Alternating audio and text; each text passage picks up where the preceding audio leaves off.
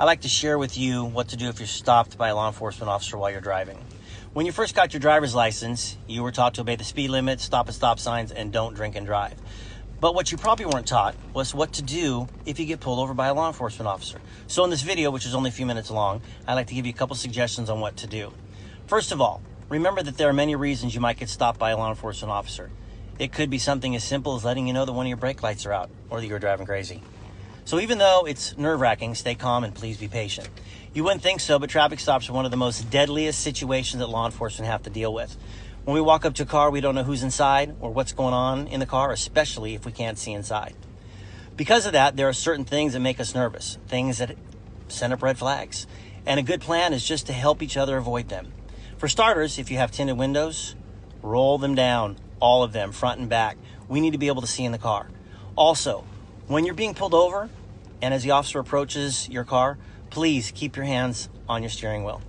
Don't put your hands in your pockets or reach for anything in the console or glove compartment. We don't want to see you leaning over and making any sudden movements or reaching for something under your seat.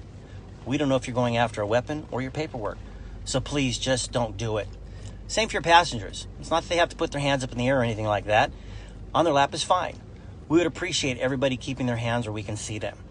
Once we get to your car, we'll give you instructions like, hey, we need to see your driver's license, registration, proof of insurance. At that point, you can say to the officer, hey, my driver's license is in my back pocket, it's in my front pocket, console, wherever it is it okay for me to get it? Then wait for our instruction. Don't reach for anything until you're instructed to do so. To make this go more smoothly, one of the things I recommend is having your vehicle registration and proof of insurance together in the same envelope. I personally use a case with a Velcro closure. I bought mine at a car wash. You can get them on Amazon for $5. And hey, if you got Prime, you got free shipping. If you keep all of your information in a case like that, you can easily hand it over to the officer along with your ID or your driver's license. And a little hint for those of you that have the last 10 years of your registration and insurance renewals, throw them away. You don't need them. Having to dig through all those papers just makes this whole process take longer. You just need one, and that's the current one. Most of us will ask you if you have any guns, knives, hand grenades, bazookas. Not that you have any bazookas, but hey, it breaks the ice. Let us know if it's in your console, your front pocket, or wherever it is. But for goodness sake, please do not say, yes, I have one right here, and then start reaching for it. Don't do that. Wait for the officer to instruct you on how to proceed. And for those of you that have a CCW that allows you to carry a firearm, let the officer know right away while your hands are still on the steering wheel. We'll give you instructions on what to do. Once we have your license and other information, our dispatchers have to verify that everything is valid. Depending on how busy the dispatcher is with radio traffic and other calls, it may take a few minutes and it might feel like it's taking forever, but we want you to get on your way as soon as possible so please be patient. Hey, we understand that getting stopped is inconvenient, frustrating, or even scary. And you might get a ticket, and you might get a warning, and you're nervous.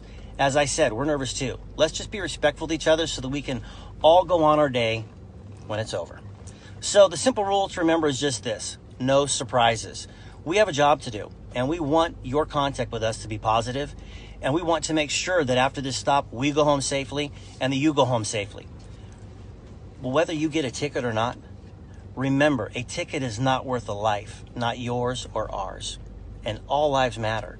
I encourage you to share this video with your children, your family, your friends, to make sure everybody is educated and that we can work together to make traffic stops stress-free as possible with everybody involved. On behalf of thousands of officers, thank you for watching this, sharing this video. Again, we thank you and have a great day.